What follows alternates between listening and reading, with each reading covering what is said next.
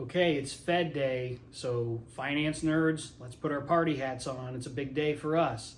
The Federal Open Market Committee, the FOMC, has been meeting for the last 2 days, and today at 2 p.m. they will release what their action is on the federal funds interest rate. The Fed funds rate is not mortgage rates, so that's a big thing to note because I see the media really gets this wrong, and there's a perception that consumers get from the way things are released that the Fed is taking action on mortgage rates. They don't have any direct impact. The same thing that influences what the Fed is doing and saying is influencing the mortgage bond trading that really sets the prices on mortgages on the secondary market. But they do have direct impact on some things like credit cards, home equity lines. Those things are tied to prime rate. Prime rate is the Fed funds rate plus 3%. So right now, prime is at 8%. That's the 5% Fed funds rate plus 3%.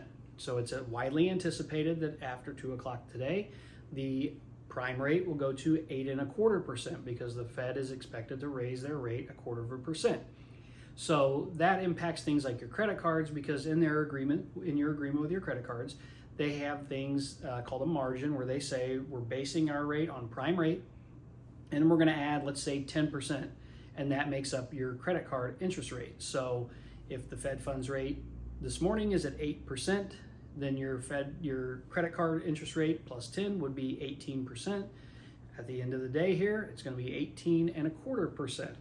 So they affect that cost of borrowing for consumers, hoping to make it a little bit more expensive to spend on credit, slow down the economy, balance things out. That's really the goal and the function of the Federal Open Market Committee and why they control that Fed funds rate and what they're trying to achieve. So we're going to see more on that today. 2 p.m. is a release, and then the Fed Chair Powell comes out and speaks at 2:30. He has a prepared statement and then some Q&A after that. That should be market moving. We're really looking forward to seeing what he's going to say about where they go from this increase. I'm kind of hoping to see that he's a little bit more firm on this is it for a while. We need to stay put, let all this trickle down into the economy, watch the data, and just let things sink in for a little bit. Because for one thing, some of the bank failures that we've had as of late, one of the reasons behind that is the increase in interest rates so quickly over the last year. So they need to kind of cool their jets a little bit to maintain the health of the economy on that side of things, the banking sector.